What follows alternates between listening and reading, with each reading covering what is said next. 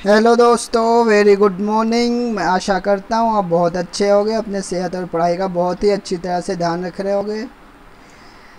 देखिए दोस्तों, अभी सिचुएशन बहुत ही क्रिटिकल है, तो जहाँ तक हो सके आप अपने घर पे ही रहिए और खूब पढ़ाई कीजिए। इस आप इस आप आपदा की परिस्थिति को एक सुनहरा अवसर मानकर मन लगाकर पढ़ाई कीजिए तथा अपने जीवन में सक्सेस हो जाइए। तो चलिए दोस्तों, आज हम पढ़ने वाले हैं एक बहुत ही इम्पोर्टेंट टॉपिक जो आजकल सुर्खियों में बना हुआ है। आई होप ये फ़ोटो देख के आपको पता चल गया होगा ये दोनों कौन है। यस दोस्तों, आज हम यही पढ़ने वाले हैं कि लोग फ्रॉड करके लंदन ही क्यों भागते हैं। जैसे इंडिया के बहुत सारे फ्रॉडिये जो फ्रॉड करके लंदन ही क्यों भागते हैं, कोई और देश या क्यों नहीं जाते लंदन में ही। ऐसा क्यों है कि वो इंडिया से फ्रॉड करके डायरेक्ट लंदन भाग जाते हैं। तो चलिए आज हम इसी के बारे में डिस्कस करते हैं कि वाई फ्रॉडिये धोखेबाज फ्रॉड करके इंडिया से लंदन भागते हैं। तो चलिए आज बिना देरी के आज का हम लेक्चर स्टार्ट करते हैं।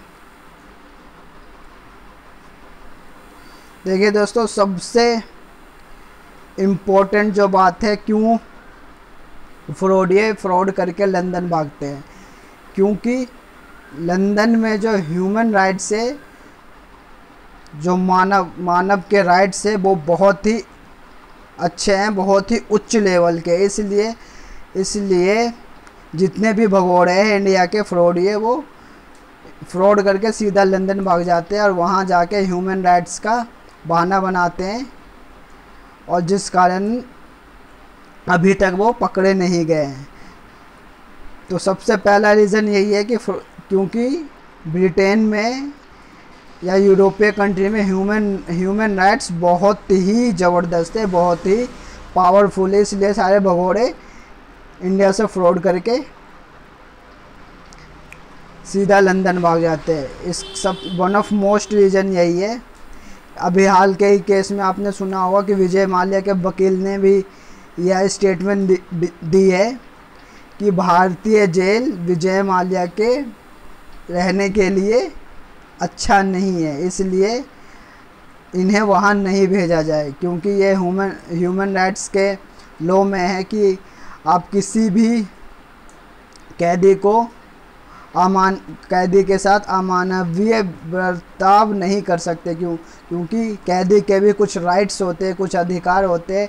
इसलिए विजय माल्या के वकील ने अभी ह्यूमन राइट्स का बहाना बना के विजय माल्या को इंडिया ना भेजने के लिए पिटीशन लगाया है यूके कोर्ट में।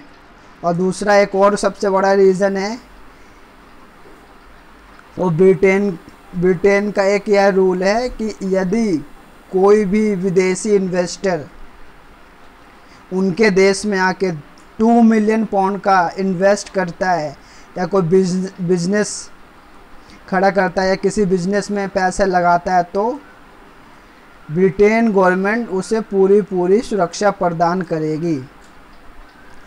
तो यह एक तरीका है अपने देश में इन्वेस्ट बढ़ाने का। इसलिए इंडिया के सारे भगोड़े यूके में जाके रहते हैं, लंदन में जाके रहते हैं, क्योंकि उन्होंने यहाँ से घोटाला करके, एक तो वहाँ के ह्यूमन राइट्स बहुत मजबूत है और दूसरा वहाँ की किसी भी कंपनी में जाके 2 मिलियन पाउंड इन्वेस्ट कर देते हैं, जिससे ब्रिटेन गवर्नमेंट उनकी सुरक्षा का पूरा जिम्मा उठाती है। इसलिए सभी भगोड़े इंडिया से फ्रॉड करके लंदन जाके रहते हैं। तो क्या अब हमारे दिमाग में क्वेश्चन ये बनता है, तो क्या ये भगोड़े कभी इंडिया वापस नहीं आएंगे? नहीं, ऐसा नहीं है। इंडिया और ब्रिटेन के बीच में एक एक्स्ट्रा ट्रेडिशन संधि हुई है, जिसे हम प्रत्यार्पण संधि कहते हैं, जिसके तहत दोनों देशों ने यह तय करा कि अगर उनके देश का कोई भी नागरिक जो क्रिमिनल ऑफेंस है, ये जिस पे क्रिमिनल के चार्ज है, वो इंडिया वाले ब्रिटेन को सौंपेंगे तथा ब्रिटेन वाले इंडिया को सौंपेंगे। लेकिन ये एक्स्ट्राडिशन जो संधि है बहुत ही फ्लेक्सिबल संधि, इसका लोग गलत फ़ायदा उठाते हैं। देखिए ये लिखा था, extradition process enable government to bring fugitive abroad to justice but it can be fraught with political tension even when a treaty in place. Extradition treaty help governments bring criminal who have failed their country to justice. इस संधि का मतलब यही है, यदि कोई आदमी अपने देश में फ्रॉड करके जाता है किसी भी तरह, या कोई क्रिमिनल ऑफेंस करके लंदन में जाकर रहता है, तो लंदन की गवर्नमेंट यानी ब्रिटेन गवर्नमेंट इस संधि के द्वारा भारत को उसे सौंपेगी। इसके लिए दोनों ने सहमति जताई है। लेकिन यह बहुत ही लचीली संधि, इसलिए विजय माल्या, नीरव मोदी तथा ये जितने भी फ्रॉड है, इनके वकील या ये गलत फ़ायदा उठाते हैं। तो आई होप अब आपको पता चल गया हो कि सारे फ्रॉडिया इंडिया से फ्रॉड करके लंदन ही क्यों जाते हैं। और एक तो लंदन की यह पॉलिसी भी है कि यदि कोई भी इन्वेस्टर उनके यहाँ आके 2 मिलियन पाउंड का इन्वेस्ट करता है, तो ये उनकी ब्रिटेन गवर्नमेंट की जिम्मेवारी हो जाती है कि उनकी पूरी तरह से सुरक्षा की जाए। ये देखिए हमारे जो टॉप फ्रॉडिया हैं जो हम इंडिया में फ्रॉड करके गए हुए हैं। Jeweller Mehul Choksi is one of the prime accused in less over 13,000 crore. Mehul Choksi एक ज्वेलर था जिसने पीएनबी घोटाला करा था और लगभग 13,000 करोड़ का घोटाला करा। और विजय माल्या के बारे में तो हम जानते हैं, विजय माल्या जो किंगफिशर के ओनर थे, उसने 9,000 का घोटाला करा है। और एक नीरव मोदी के बारे में भी जानते हैं, इसने लगभग 1,000 करोड़ का घोटाला करा। तो ये जितने भी भगोड़े हैं, ना ही सिर्फ इंडिया के बल्कि पाकिस्तान और भी अदर देश के फ्रॉडिये लंदन में जाके इसलिए रहते हैं क्योंकि वहाँ की ह्यूमन राइट्स लॉ बहुत ही स्ट्रॉन्ग है।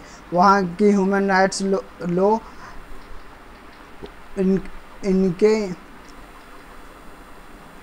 सहायता कर देती है, जिस कारण ये कह देते हैं कि इंडिया के जेल इनके रहने के लिए सही नहीं, क्योंकि इंडिया के जेल बहुत कंडीशन ठीक नहीं है जहां ये सरवाइव कर सके।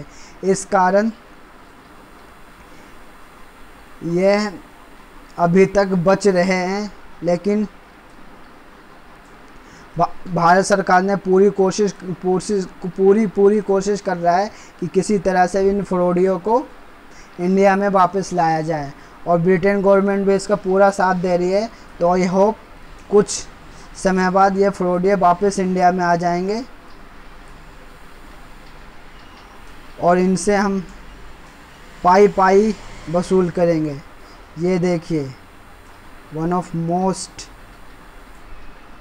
भगोड़े in India. So I hope अब आपको पूरी क्लैरिटी हो गई होगी कि नीरव मोदी, विजय माल्या और ललित मोदी जैसे भगोड़े फ्रॉड करके लंदन में ही क्यों जाकर रहते हैं। तो आई होप ये वीडियो आपको अच्छा लगा होगा, और ऐसी ही इम्पोर्टेंट और नॉलेज वाली वीडियो अगर आप चाहते हैं तो इस चैनल को सब्सक्राइब कर लें और अपना बेल आइकन ऑन कर लें, ताकि ऐसी ही नई वीडियो का नोटिफिकेशन आपको मिल सके।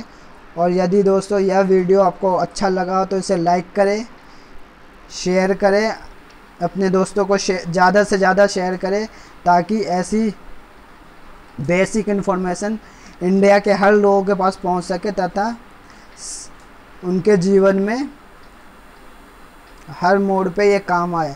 और यदि दोस्तों आप किसी भी एग्ज़ाम की तैयारी कर रहे हैं तो आपके लिए यह चैनल बहुत ही बेनिफिशियरी है, क्योंकि इसमें हमारा बेसिक